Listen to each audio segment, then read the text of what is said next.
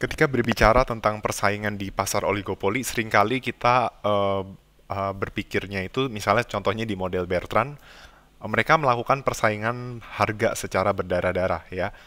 Kita tahu dalam konsep predatory pricing, perusahaan oligopoli ya, misalnya kita asumsikan hanya duopoli. Untuk menyederhanakan, kalau kita ingin bicara oligopoli, kita bicaranya pasar duopoli ya.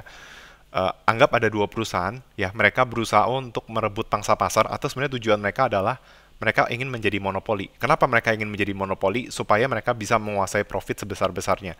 Kita tahu bahwa kombinasi profit tertinggi itu hanya pada struktur pasar monopoli ya. Dari sekian banyak jenis pasar, mulai dari persaingan sempurna dan tidak sempurna, monopoli itu yang mendapatkan profit paling tinggi karena dia cuma ada satu pemain. Bahkan monopoli sendiri bisa melakukan diskriminasi harga untuk mendapatkan profit yang lebih tinggi lagi. Nah, tetapi kita balik lagi ke oligopoli yang hanya ada dua poli ya, atau hanya ada dua pemain. Seringkali kita dikaitkan dengan harga ya, misalnya mereka menetapkan harga di bawah marginal cost. Tujuannya apa? Bahkan mungkin mereka akan mengalami kerugian ketika menetapkan harga yang rendah. Tetapi sebenarnya tujuannya itu adalah mungkin mereka akan mengalami kerugian sekarang.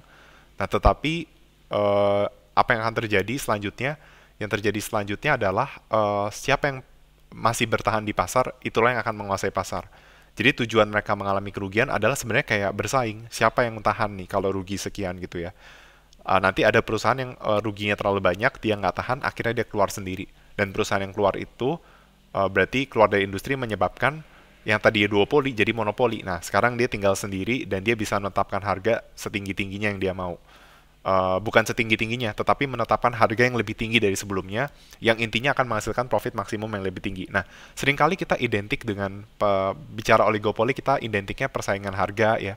Lalu ada Kurno model, kita bicara tentang persaingan apa yang terjadi kalau mereka menentukan output secara simultan, lalu kita bicara tentang model Zuckerberg ketika leader itu menguasai pasar lebih banyak daripada yang lain.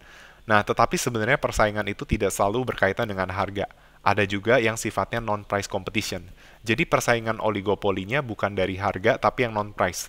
Dan sebenarnya salah satu yang akan saya bahas ini adalah dalam advertising. Dan advertising ini lebih seringnya oligopoli juga bisa menggunakan advertising sebagai strategi untuk mendapatkan profit yang lebih tinggi dibanding lawannya, atau mendapatkan profit lebih tinggi dari sebelumnya. Namun di satu sisi memang advertising itu lebih identik dengan pasar monopolistik. Nah, tetapi saya akan terlebih dahulu memulai penjelasan terkait apa itu fungsi dari iklan berdasarkan buku ekonomi industri yang kita gunakan, yaitu buku Pepals. Jadi iklan itu punya dua fungsi setidaknya menurut Pepal, yaitu signaling dan komplement. Signaling itu berarti produk yang dijual menjadi informatif bahkan ketika tidak menyebutkan informasi lainnya seperti harga. Ya. Dan apa dampak dari iklan? Konsumen bersedia untuk mengulangi pembelian apabila barang yang dijual berkualitas tinggi. Jadi kalau barang berkualitas tinggi sesuai maunya konsumen, berarti kan konsumen nggak kapok.